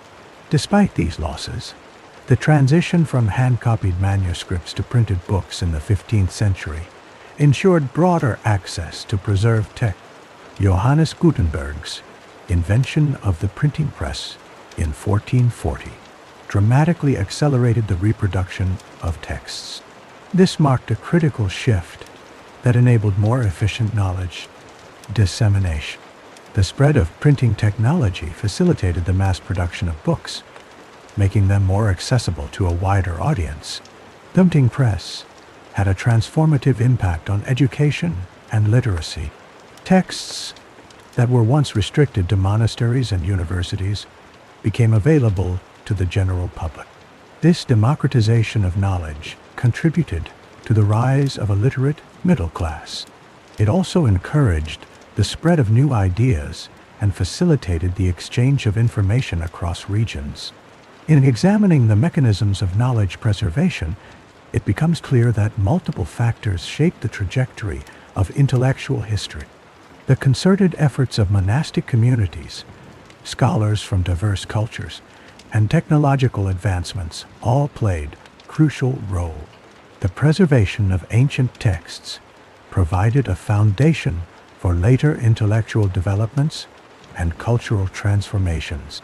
The legacy of knowledge preservation is evident in the Renaissance. The revival of interest in classical antiquity, fueled by the availability of texts, led to an explosion of creativity and learning. Scholars rediscovered the works of Plato, Aristotle, and other ancient philosophers, integrating their ideas into new contexts. This period of renewed interest in classical thought sparked advancements in art, science, and philosophy. The Renaissance not only drew from ancient sources, but also expanded upon them, leading to groundbreaking discoveries and innovations. The intellectual momentum gained during this time laid the groundwork for the Enlightenment and the scientific revolutions that followed. As we consider the historical trajectory from the so-called Dark Ages to the Renaissance, the complexities of knowledge preservation and loss become apparent. The collaborative efforts of different cultures, the resilience of intellectual communities, and technological innovations all contributed to the continuous evolution of human understanding. These elements, interwoven across centuries, illustrate the enduring quest for knowledge and the rich tapestry of our shared intellectual heritage. In the late 14th century, Italy became a center of transformation. Cities like Florence, Venice, and Rome flourished. Trade and banking wealth fed artistic ambition. The Medici family in Florence acted as patrons of the arts and sciences. This marked a shift in cultural dynamics. Florence witnessed artists like Giotto breaking from medieval constraints, focusing on individualism and perspective. This led to a new form of expression. Petrarch's rediscovery of ancient texts fueled a classical learning revival. Humanism began to take hold, placing man rather than divine authority at the forefront. In 1453, the fall of Constantinople accelerated these changes. Scholars fled west, bringing cherished Greek manuscripts. The Renaissance thus saw a convergence of old and new knowledge. This intellectual migration encouraged Europe to rethink its historical role. Around 1440, Johannes Gutenberg's invention of the printing press revolutionized information access. Ideas spread quickly and widely as books became affordable. This development bridged gaps between social classes, increasing literacy rates and granting knowledge new freedom. Artists developed new techniques such as perspective and chiaroscuro to depict reality more accurately. Leonardo da Vinci and Michelangelo emerged by blending art with science, showing unprecedented anatomical precision. This scientific approach diverged from purely religious imagery. Political changes also facilitated the Renaissance. Italy's city-states, governed autonomously, created environments ripe for innovation. Competition among these states incentivized progress. Wealthy patrons, seeking prestige, supported groundbreaking work in arts and science. The Renaissance was not a stark departure from the Middle Ages, but was built on its foundations. Earlier scholars had preserved ancient texts, crucial to Renaissance thinkers. Continuity existed as prior centuries safeguarded knowledge for future minds. Moving forward, the Renaissance opened pathways to broader European changes. The movement soon took root in the north. By the 16th century, figures like Erasmus and Thomas more contributed to Northern European humanism. They adapted Italian ideas to local cultures, emphasizing religious reform alongside cultural revival. The print revolution allowed for rapid dissemination of ideas. Martin Luther utilized this technology to challenge the Catholic Church, sparking the Protestant Reformation in 1517. This religious upheaval further spread Renaissance ideals by questioning established authority. Scientific inquiry gained momentum. Figures like Copernicus proposed heliocentric models, challenging previous understandings. Galileo further expanded on these ideas with telescopic discoveries, reinforcing a shift from Earth-centered view. In England, the Tudor dynasty encouraged humanist education. Henry VIII's patronage supported scholars exploring classical texts. His daughter, Elizabeth I, oversaw a period of cultural flourishing, blending Renaissance artistry with English tradition across Europe. Renaissance architecture transformed cityscapes, with architects like Brunelleschi in Florence applying mathematical precision to structures. This architectural innovation spread, influencing urban design throughout the continent. Music saw a revival as well. Composers like Josquin des Prez experimented with polyphony, creating complex, layered compositions.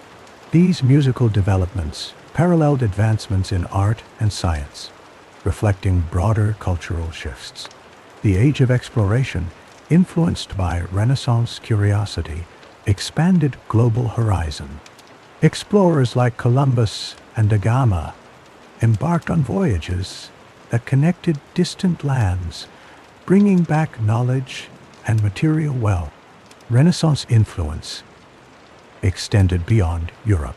Trade routes and colonial endeavors spread European culture globally, impacting societies across the world. This cultural diffusion reshaped global interactions in profound ways. As the Renaissance waned by the late 16th century, its legacy persisted. The movement laid the groundwork for the scientific revolution and enlightenment. It fostered a spirit of inquiry and innovation that continued to shape modern thinking. The Renaissance exemplifies a period of remarkable transition, blending inherited knowledge with groundbreaking discoveries. Its impact resonated through time, influencing art, science, politics, and culture across centuries. Between the 12th and 13th centuries, European scholars actively sought forgotten knowledge. Monastic libraries held ancient scripts containing secrets from Greek and Roman thinkers. In 1076, Otto of St. Emmeram emphasized the importance of ancient wisdom, paving the way for later scholars.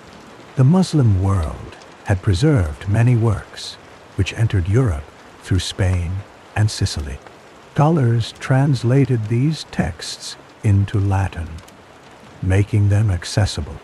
Gerard of Cremona, in the 12th century, translated over 70 major works, including Ptolemy's Almagest and many texts by Aristotle.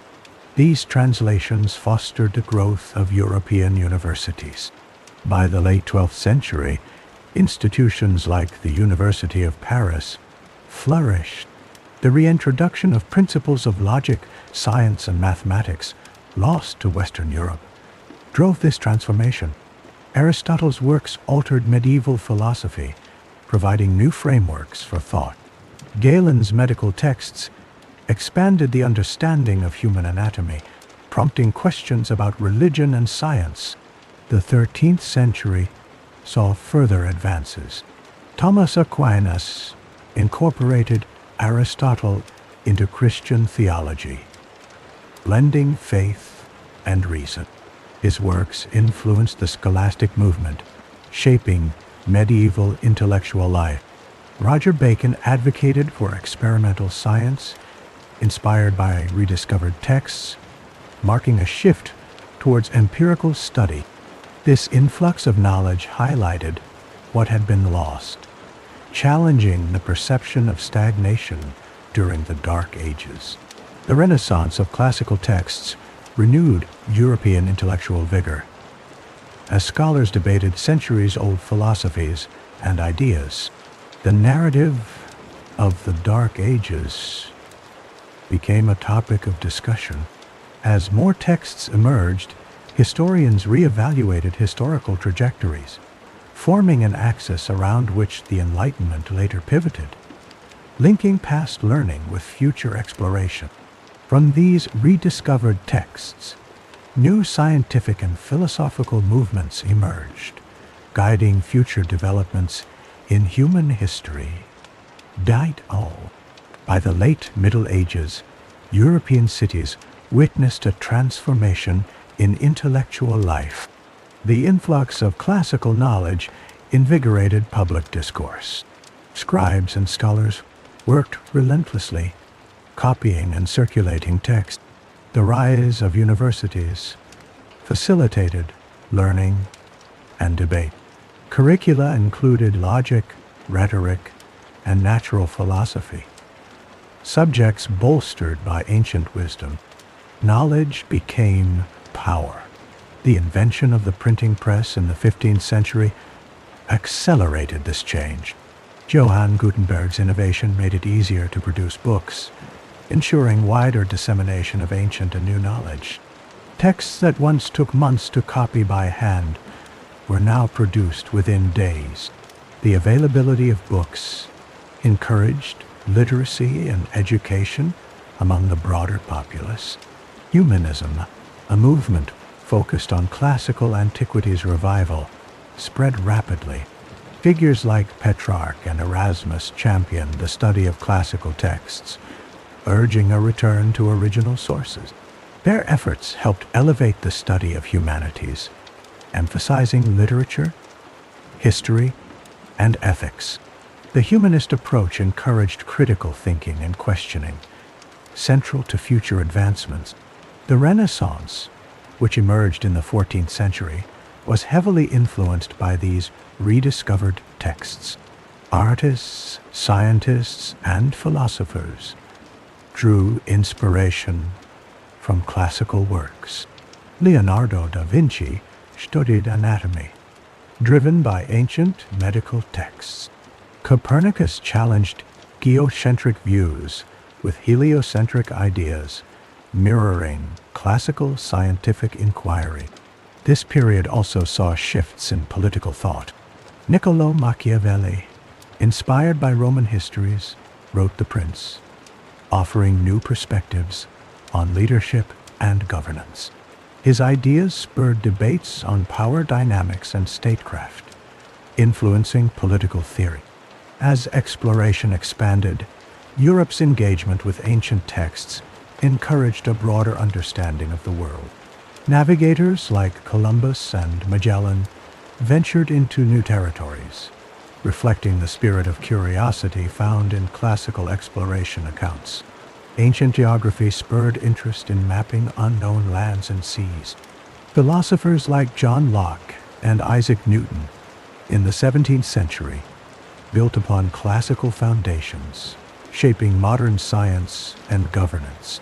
Locke's theories on government, influenced by rationalist thought, would inform democratic principles.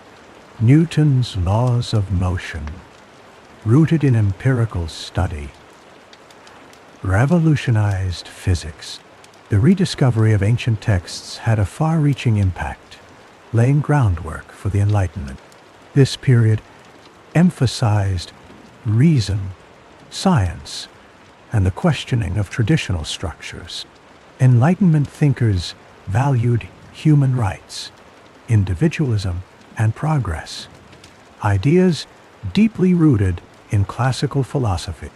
As the Industrial Revolution unfolded, the principles of classical learning continued to guide advancements. Mathematical theories became the basis for engineering innovations. Scientific methods fostered medical breakthroughs. The spirit of inquiry and the pursuit of knowledge, inspired by ancient texts, remained pivotal. In summary, the rediscovery of ancient texts in medieval Europe reshaped intellectual landscapes. From the growth of universities to the rise of humanism, the impact was profound. These texts served as a catalyst for the Renaissance, influencing art, science, and philosophy. They laid the intellectual groundwork for the Enlightenment and beyond. The past, rediscovered and reinterpreted, guided European society toward a future of exploration and innovation. The phantom time hypothesis challenges established European timelines by claiming the years 614 to 911, known as the Dark Ages, never occurred. These centuries are traditionally seen as a period of socio-political transformation in Europe. Charlemagne, a key figure, emerged during this time, and the foundations of the Holy Roman Empire were laid, influencing the development of modern Europe. Heribert Illig, the originator of the theory, proposed that these periods were invented through deliberate calendar alteration. He suggested a lack of archaeological evidence supports the hypothesis. Illig pointed out discrepancies in historical records and noted the absence of notable architectural and cultural advancements during this time as indicators of a historical gap. For instance, Romanesque architecture appears suddenly in the historical record, without clear evolutionary precedents. Furthermore, document analysis from the alleged gap period reveals inconsistencies that Illig believes support the theory. Central to this debate is the figure of Charlemagne. His reign is traditionally credited with uniting much of Western Europe. However, Illig scrutinized variations in records about his empire-building efforts. The construction of Aachen's Palatine Chapel, attributed to Charlemagne's era, presents chronological issues when compared to other historical sites, suggesting an anomalous timeline. The calendar reform, instituted by Pope Gregory XIII in 1582, adds another layer to the discussion. The Gregorian calendar corrected for 11 days of accumulated discrepancy in the Julian calendar. If the hypothesized missing years had existed, the correction should have accounted for a much larger temporal gap. The reform was a major change in timekeeping, but did not resolve any supposed historical void. The hypothesis also questions literary output during these centuries. The apparent scarcity of works from this period aligns with the idea of non-existent years. Some scholars speculate that scribes may have fabricated or misdated texts to address the historical void perceived by later historians. However, the extent of such fabrication, if it occurred, remains a topic of debate among historians. Evidence countering the phantom time hypothesis exists, particularly in the form of historical records of astronomical events. Observations of solar eclipses and other celestial occurrences during the disputed period provide a timeline that directly contradicts the missing years theory. These records suggest continuity in time, but the debate persists over whether they are anomalies or misunderstandings arising from inaccuracies in record-keeping. In addition to astronomical evidence, radiocarbon dating and dendrochronology, methods that analyze carbon isotopes and tree ring patterns, respectively, challenge Illig's assertions. These scientific approaches have been employed to date artifacts and structures traditionally attributed to the disputed centuries. The consistency of these dates with established timelines serves as a strong counterpoint to the hypothesis. Despite the various challenges the hypothesis poses to conventional historical understanding, it finds little support among mainstream historians. The debate underscores the complexities of historical chronology. It prompts further scrutiny of traditional narratives, encouraging historians to continually question and refine their interpretations of Europe's past. The pursuit of historical accuracy remains a dynamic field of investigation. The inquiry into the phantom time hypothesis highlights the importance of evidence-based historical analysis. As researchers examine the claims and counterclaims, they contribute to an ongoing discourse about the nature of history itself. Understanding these challenges to accepted chronology invites a re-examination of Europe's traditional timeline, emphasizing the need for vigilance in piecing together the past. By addressing the discrepancies and evidences, scholars continue to piece together a more nuanced understanding of historical continuity and transformation. Misconceptions about the so-called Dark Ages mask a nuanced historical reality. Many believe this era, spanning roughly 500 to 1500 AD, was marked by ignorance and stagnation. This period followed the fall of the Western Roman Empire in 476 AD. Europe experienced significant social and political transformation, laying the groundwork for future advancements. Feudalism rose, restructuring societies and economies across regions. Lords offered protection to serfs in exchange for labor. This system created local hierarchies and self-sufficient communities. While literacy is often claimed to have vanished after Rome's decline, monastic communities preserved and copied countless ancient texts. Monasteries served as centers of learning and literacy. The Venerable Bede, an English monk, wrote the ecclesiastical history of the English people around 731 AD, demonstrating active scholarship. Trade networks did not collapse entirely. The Byzantine Empire continued thriving acting as a conduit for commerce between East and West. The Silk Road facilitated exchange long before and after Europe's Middle Ages. Markets from Constantinople to Marrakesh connected diverse cultures, exchanging goods, ideas, and technology. Spices, silk, and other commodities passed through these routes, proving the vibrancy of trade during this era. Technological innovations emerged that would change the future. The heavy plow, developed around the 8th century, improved agricultural productivity and transformed the European landscape. It allowed farmers to cultivate heavier, clay-rich soils, increasing crop yields. In the late Middle Ages, windmills and watermills appeared, aiding industry and farming. These innovations boosted efficiency and food supplies, supporting growing population. Architectural advancements flourished. Romanesque architecture dominated from the 10th to 12th centuries, characterized by rounded arches and robust structures. Then Gothic styles emerged, featuring pointed arches, ribbed vaults, and flying buttresses. The construction of Notre Dame began in 1163, highlighting sophisticated engineering and artistry. Cathedrals became centers of urban life, reflecting both religious devotion and community pride.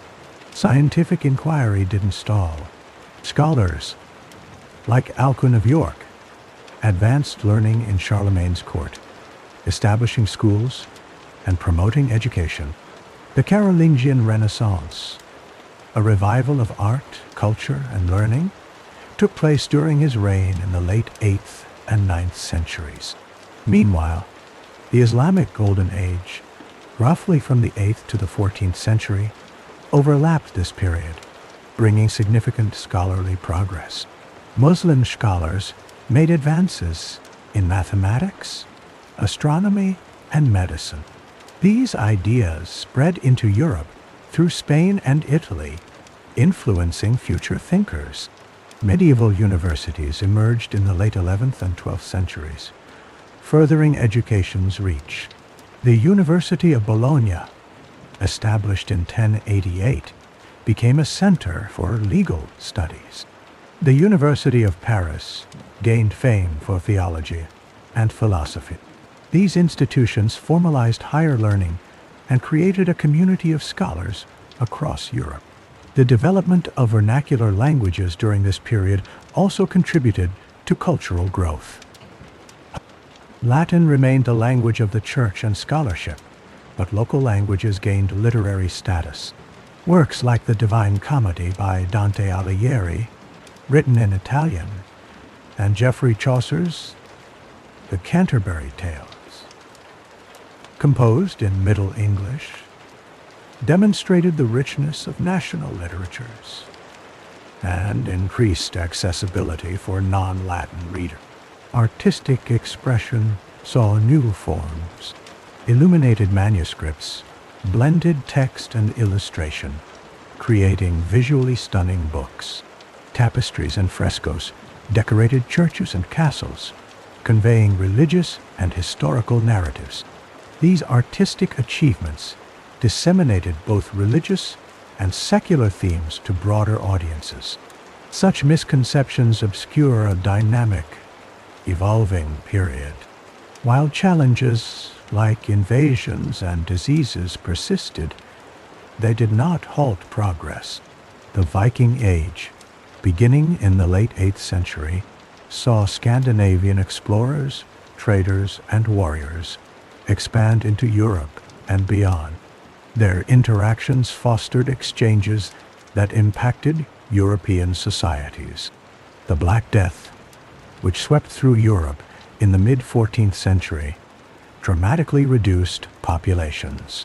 However, it also led to social and economic changes, such as labor shortages that benefited workers and shifts in land use practices.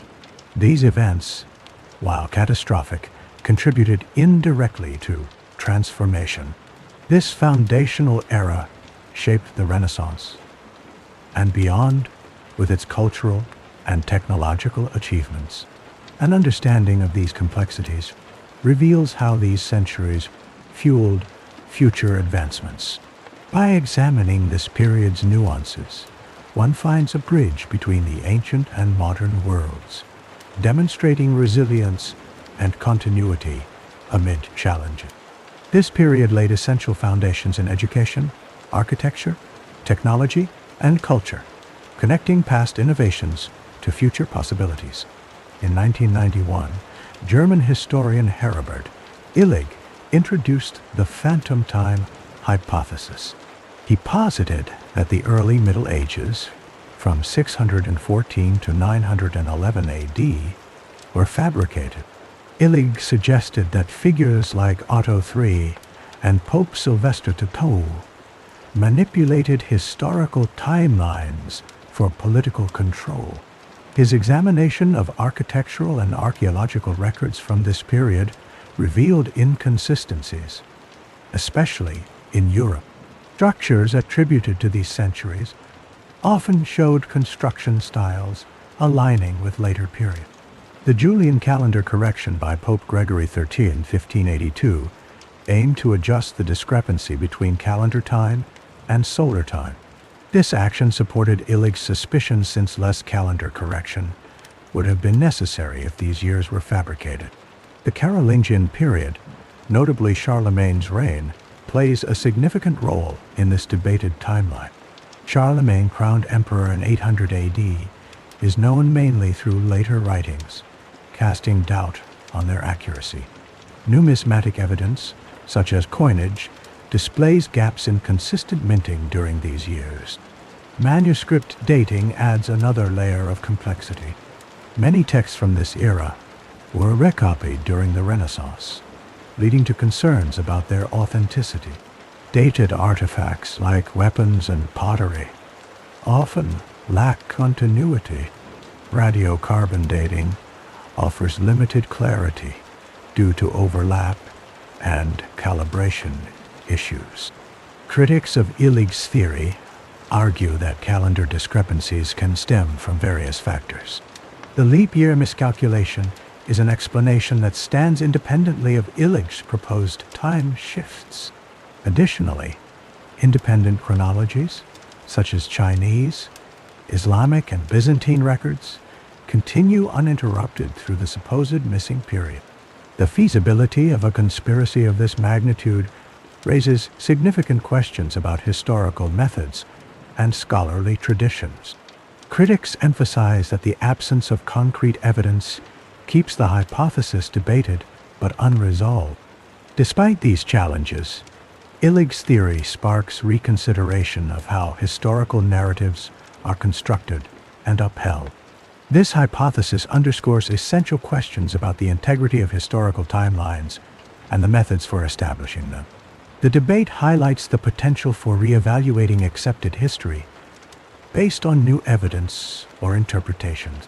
Critics focus on evidence against the hypothesis, emphasizing continuity from various global perspectives. The alleged missing 300 years have a profound impact on our understanding of history, affecting analyses of political motivations and scrutiny of documentary evidence. Each aspect of Illig's hypothesis invites further inquiry into the complexity of historical narratives and the power structures shaping them. Discussion continues, highlighting how historical interpretations can evolve. To explore differences in architectural styles, Illig noted, for instance, that structures in Europe attributed to these centuries often exhibit features attributed to later times. The Gregorian calendar reform plays a critical role. Pope Gregory XIII's reform sought to correct the drift between the calendar and solar year. If centuries were absent, less adjustment would have been necessary. The leap year error potentially explains calendar variance, arguing against fabrication claims. Numismatic evidence shows gaps in currency, minting. Charlemagne's reign exemplifies the debate, as his achievements are known mainly from later sources. Manuscript dating during the Renaissance obscures the authenticity of original works. Artifacts like weapons and pottery lack a clear timeline, with radiocarbon dating facing overlap and calibration limitations. Critics maintain that other factors could explain chronological inconsistencies. They cite independent records from Chinese, Islamic, and Byzantine sources as uninterrupted, challenging the hypothesized gaps. A conspiracy of this scale is viewed as improbable, questioning the hypothesis's validity. Some argue that Illig's claims, while intriguing, lack substantial proof. Illig's theory encourages a reassessment of historical construction methods. It challenges scholars to examine how narratives gain acceptance. This exploration inspires consideration of history's integrity and the processes defining historical truth. Despite criticism, the debate continues, exploring implications for political motivation analysis and historical document authenticity. In reviewing evidence against Illig's hypothesis, continuity is emphasized by multiple cultures' records. The ongoing investigation reflects broader discussions on historical methods. The question of whether 300 years were fabricated remains unresolved. However, the discourse prompts reflection on history and power's role in shaping it.